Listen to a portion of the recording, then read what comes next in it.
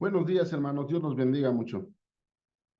Vamos a orar, hermanos, para poner este devocional en las manos de Dios. Padre bendito, en el nombre de Jesús, te queremos dar muchas gracias, Señor, por este tiempo.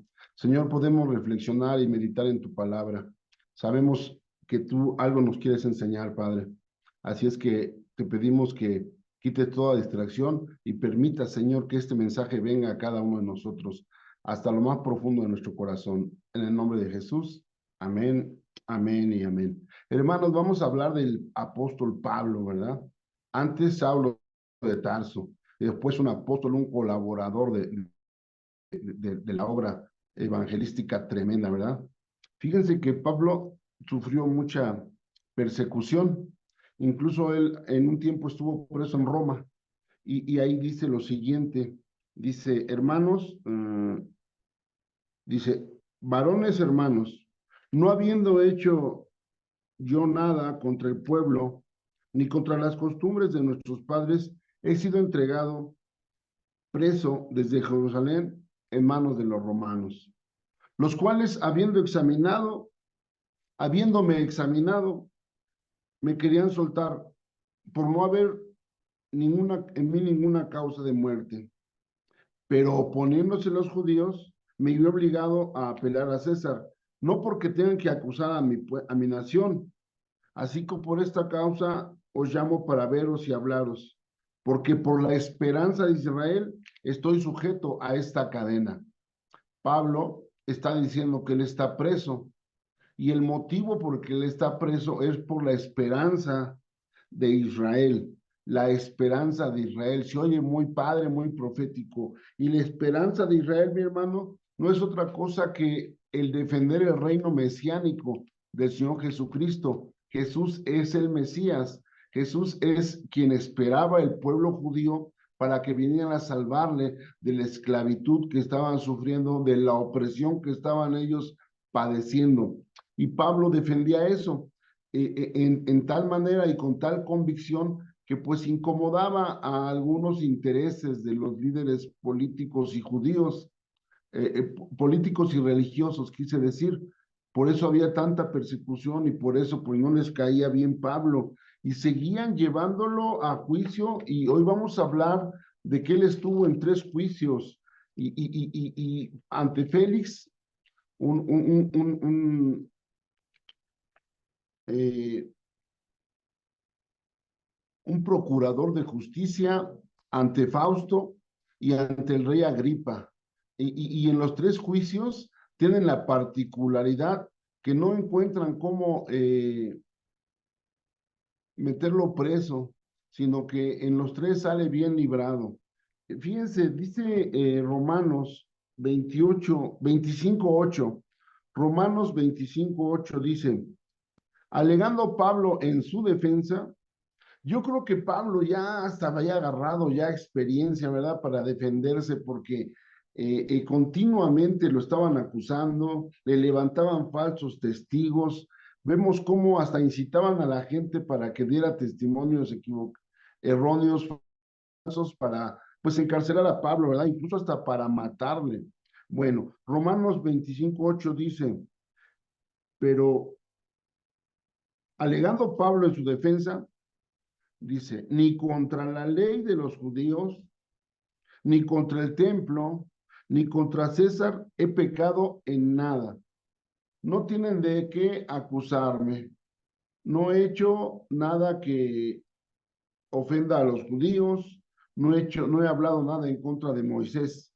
Y fíjense que cada una de las situaciones por las que pasa Pablo frente a estos 2 procuradores, frente al rey Agripa, son particulares. Pablo nos enseña que ante el procurador Félix, él es acusado de apostasía, de rechazar la palabra de Dios, o bueno, la palabra tal y como en ese momento se estaba enseñando al pueblo judío. Ellos les decían que era un apóstata, que era una persona que no quería saber de Dios, pero Pablo les enseña, les muestra la continuidad del Evangelio con el Antiguo Testamento. Él les muestra cómo no hay más que un seguimiento de la ley a la gracia. Pablo les enseña a ese pueblo cómo ellos estaban en un error, pues pensaban que las enseñanzas que estaba llevando a cabo el cristianismo que estaba propagando Pablo, pensaban que chocaba o que no tenía nada que ver con Moisés, y vemos que no es así. Vemos que el juicio ante el procurador Félix, ahí Pablo expone que hay una continuidad con las buenas nuevas de salvación, con la operación o con la manera en que trabaja Dios con su pueblo en el Antiguo Testamento. Y para esto hemos estudiado algunos, tenido la oportunidad de enterarnos que hay sombras y tipos en la Biblia. Una sombra, por ejemplo, es la Pascua. Creo que es una de las más clásicas, por medio de ese cordero que quita el pecado, ese animalito sin mancha y sin defecto que llevaban los judíos al templo para ofrecerlo como un holocausto, ¿verdad? Como un sacrificio.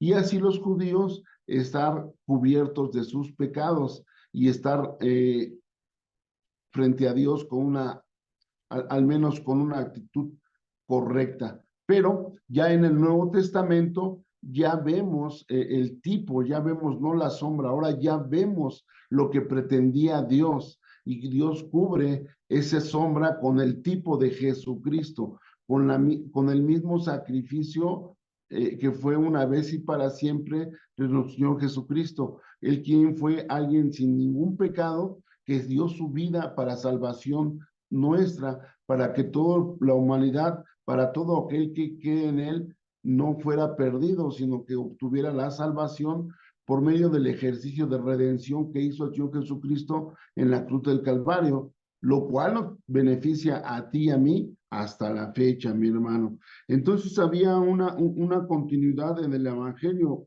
en las Escrituras, entre el cristianismo y el Antiguo Testamento. Y también vemos muchas otras cosas que hay una continuidad, como los 10 mandamientos dictados por Moisés en Éxodo, y el resumen prodigioso y maravilloso que hace el Señor Jesucristo cuando le dice al pueblo que toda la ley es resumida en un mandamiento principal, y es que amarás a Dios con todas tus fuerzas, con toda tu alma, con todo tu corazón, con toda tu mente, así como a tu prójimo. Y ahí se resumía toda la ley en el amor, ¿verdad? Y vemos cómo en el Antiguo Testamento se nos enseña una cosa y hay una continuidad, porque el amor no quita los mandamientos, sino viene a complementar todo eso. El cumplimiento de las promesas, el que en el Antiguo Testamento Dios le promete un Salvador, un Mesías al pueblo, se está cumpliendo, y Pablo se lo está enseñando. Pablo les está notificando a todo el pueblo que Jesús mismo es el Mesías, es el Salvador del mundo. Y quien era de admirarse, ¿verdad? Un perseguidor tremendo del cristianismo, él se convierte en uno de los principales propagadores de la palabra de Dios. Esto fue tremendo. Y lo acusaban de apóstata, pues él les demuestra en el ahí cuando está compareciendo ante el procurador Festo, que eso no es así, que al contrario. ¿Y qué creen? Miren, todos calladitos, no tienen ya cómo alegar, no tienen ya cómo acusarlo, porque él les muestra que no pasa esto. Y después de estar ante el procurador Félix, él va en otro juicio, va también a enfrentarse a un procurador que se llamaba Festo. Este es el que seguía de Félix, o sea, seguía la persecución, seguía la acechanza contra Pablo, porque estoy hablando que este es un lapso de muchos años en donde él está recibiendo mucha oposición.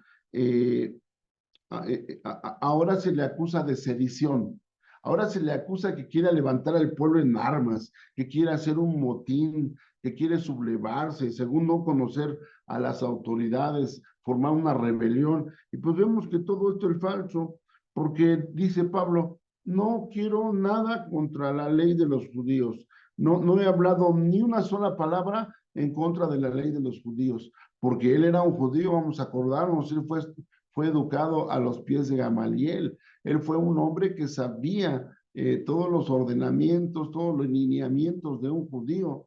Eh, eh, eh, y él no había hablado ni contra el templo y ni siquiera habría hablado mal contra César. Eso se me hace muy importante porque contemporaneizando esto que acabo de decirte, nosotros no tenemos por qué hablar mal de nuestras autoridades, nosotros no tenemos que andar levantando juicio, nosotros debemos de orar nos marca la palabra, ¿verdad? Que oremos por nuestras autoridades para que ellos sean alcanzados y así nosotros vivamos en santa y sana paz en el nombre de Jesús. Entonces Pablo también ante el procurador Festo les demuestra pues que él no está queriendo levantarse en armas, él no tiene nada que ver con una supuesta sedición de que lo quieren acusar. Él en ningún momento quiere propagar un levantamiento en contra del gobierno, en contra de nadie. Y otra vez les demuestra Pablo que es mentira, así es que no encuentran otra vez nada como acusar a Pablo. Y luego, en otra comparecencia de otras más acusaciones que por lo regular eran falsas, ¿verdad? Infundios nada más con gente que era pagada. Ahí la acusación es de que él estaba haciendo, enseñando cosas a los no judíos, a gentes a gentiles, y ellos suponían o de alguna manera pensaban que esa doctrina solamente debía ser para los judíos, y vemos cómo no es así. Pablo, parte de su ministerio, la dedica a enseñar a gente no judía. En ese tiempo se les llamaba gentiles. Empieza a enseñarle a los gentiles. Entonces los judíos ven eso como una afrenta, como un insulto, como ellos se pensaban que eran solamente esas personas exclusivas, ¿verdad? Que solamente ellos podían recibir. Y Pablo empieza a enseñar cosas tremendas. Solamente deja mencionarte acerca de la circuncisión, y decía Pablo que ya no era la circuncisión física, sino la del corazón, y eso para los judíos era algo que les incomodaba tremendamente. Entonces los judíos querían librarse de él, ya no querían que Pablo ejerciera un ministerio, un doctrinamiento dirigido a los gentiles, porque ellos sentían que ellos solamente eran exclusivos. Esto era muy grave para los judíos, que sus costumbres, sentían ellos que supuestamente estaban siendo agredidas por parte de Pablo, pero de ahí era su enojo, esa era su inconformidad.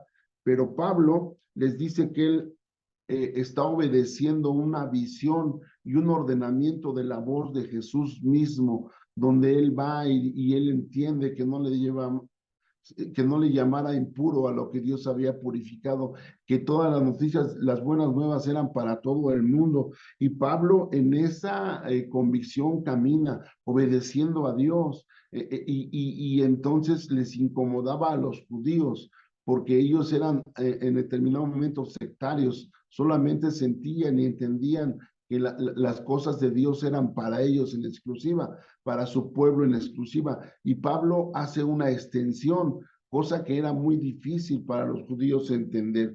Sabes, mi hermano, ni Félix, el procurador Félix, ni el procurador Festo, ni el rey Agripa encontraron culpable a Pablo.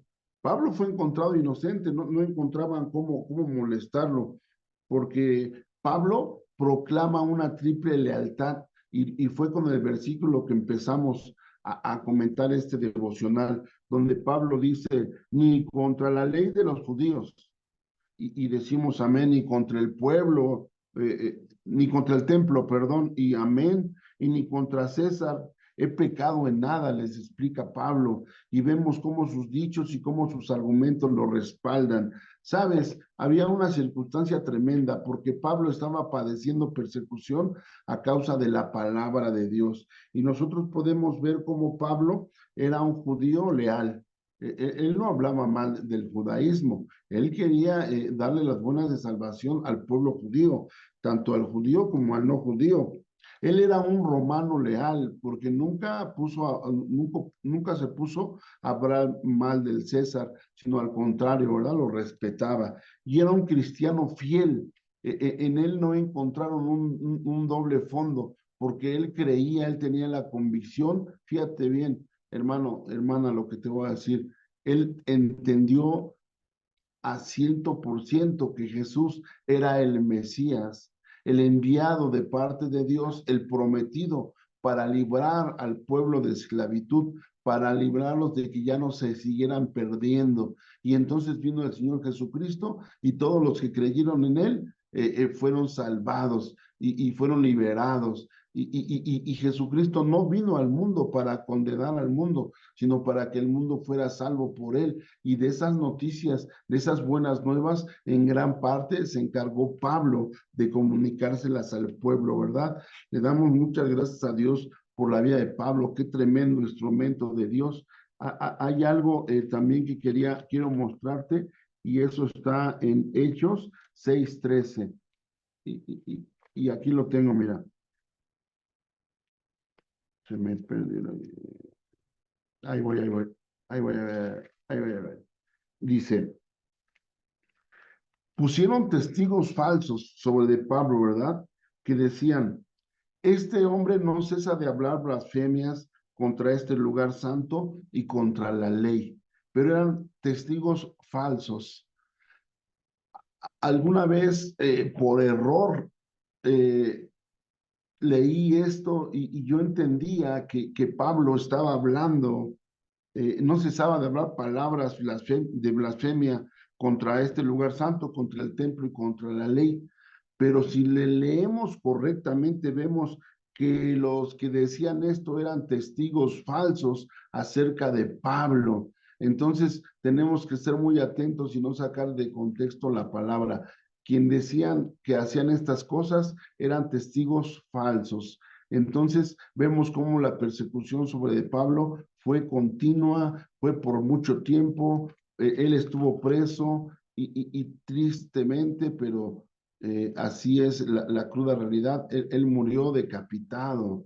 La palabra nos lo muestra, porque él nunca dejó de ser un cristiano fiel y aún dio su vida por la palabra, por la propagación del evangelio.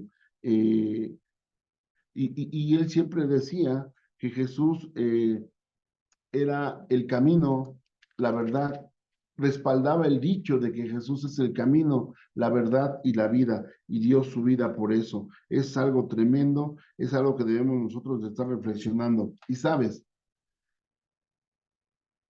el que Pablo tenga persecución, haya tenido persecución, nos enseña a ti y a mí que hay mucha gente que puede estar incomodada con que tú y yo propaguemos las buenas nuevas de salvación. Y las propagamos no porque estemos en el metro, en la calle gritando, Jesucristo vive, arrepiéntanse. No, porque con tu manera de ser, con tu manera de vivir, tú muestras a Jesucristo, mi hermana, gloria a Dios. Tú muestras a Jesucristo, mi hermano, gloria a Dios. Y va a haber gente que se quiera constituir enemiga tuya, porque igual que al pueblo judío, igual que le tocas intereses, les incomodas, porque ellos tienen una percepción de la vida, una doctrina religiosa, lo digo entre comillas, donde sienten o entienden que estamos atentando contra ellos, pero solamente nosotros debemos ser esos cristianos fieles, esas personas leales, esas personas que tienen la convicción de que Jesús es el Señor, en el nombre de Jesús. Entonces, sí va a haber persecución, aún en la actualidad. Sí va a haber gente que se incomode por tu conducta, por cómo actúas, gente que le molesta. Y rápidamente te doy un testimonio de un jovencito que se acercó y decía, oigan, ¿qué le hicieron a mi papá? Y tú dices, bueno, ¿a qué te refieres? Pues es que él ya no bebe alcohol los fines de semana, ya no le gusta tomarse sus cervezas y luego eso es malo. No, pues es que él antes era bien buena onda y ahora es mala onda. No, también es buena onda, pero ya no es como antes, ya no. pues es que les incomoda que ahora las cosas tomen un curso correcto porque estaban acostumbrados o habían tenido el chip de que las cosas tenían que ser de tal o cual manera. Y cuando Dios endereza las sendas, mucha gente va a ser incomodada, pero eso, mi hermano, no nos debe de detener. Nosotros hemos de ser cristianos fieles que propaguemos con la vida misma las buenas nuevas de salvación, que hay un Señor poderoso que nos toma de su mano y nos saca de un hoyo cenagoso, donde estábamos solamente todos flacos, ojerosos, cansados y sin ilusiones, y no es canción. De ahí nos saca Dios y tiene una vida para nosotros de acuerdo a la voluntad de Dios, una vida buena, agradable y perfecta. Eso tiene para nosotros. Así es que adelante mis hermanas, adelante mis hermanos, a lo mejor va a haber gente que se incomode, que haya oposición, pero sigamos siendo esos cristianos fieles, esos hijos de Dios leales, en el nombre de Jesús. Y pues vamos a orar para darle gracias a Dios porque pues hoy nos muestra a nuestro Padre que a pesar de las buenas nuevas de que el reino de Dios se ha acercado, deben de seguir impactando a todo el mundo. Padre bendito, en el nombre de Jesús te damos gracias, Señor, por este tiempo, por tus buenas nuevas para nosotros, Padre, porque tú nos has salvado, tú nos has rescatado, tú has tenido para nosotros, papito, esa liberación, esa seguridad, esa entrega, esa preservación, ese perdón, esa sanidad, esa prosperidad, esa libertad, esa seguridad, ese rescate, esa restauración, Padre, en el nombre de Jesús. Tu salvación vino a nuestra vida, Señor, y ha hecho una operación grande, una operación maravillosa. Y hoy te pedimos, Dios, que siga extendiendo esa salvación para toda la humanidad, papito, para todas las personas que hay, que nadie se quede sin las buenas nuevas de salvación, Padre, así como lo dicta tu palabra. Gracias, Señor, por tu obra en la vida de muchos. Y a un Padre haya oposición, a un Padre haya persecución, permite que sigamos siendo cada uno de nosotros esas cristianas fieles, esos cristianos fieles, papito, que no niegan que tú eres el Rey y que tú eres el Señor, papito. Aún como Pablo lo hizo, papito, aún a pesar de su vida, él nunca renegó, papito. En el nombre de Jesús, Señor, infunde en cada uno de nosotros esas convicciones hermosas, Padre, para que nosotros podamos entender que las inconformidades son porque el reino de Dios va avanzando poderosamente, milagrosamente, prodigiosamente, Padre. En el nombre de Jesús, Señor. Gracias, Dios. Gracias, Padre. Ahora, mi Dios, queremos poner en tus manos la vida y salud de cada una de las personas que están escuchando este devocional, ya sea hoy en vivo o diferido, Padre. Te damos gracias, te pedimos que tú estés proporcionando a sus vidas más alimento espiritual, Padre, para que puedan ser esas personas fortalecidas, Padre, perfeccionadas, afirmadas, fortalecidos y establecidos en tus caminos, Padre, por medio de escudriñar tu palabra, mi Dios. Gracias, Padre. También queremos poner, Señor, las dolencias, queremos poner las enfermedades en tus manos, papito. Sí, Señor. Pedimos sanidad de lo alto para cada una de mis hermanos y mis hermanas y cada una familia representada, Padre, en el nombre precioso y poderoso de Jesús. Bendecimos, papito, la vida de nuestro pastor Iván Valdés Pichardo. Ponemos su salud y su vida en tus manos, así como en su familia, en el nombre de Jesús, Padre. Bendito y alabado eres, Señor. Tuya es toda la gloria, toda la honra y toda la alabanza por los siglos de los siglos. Amén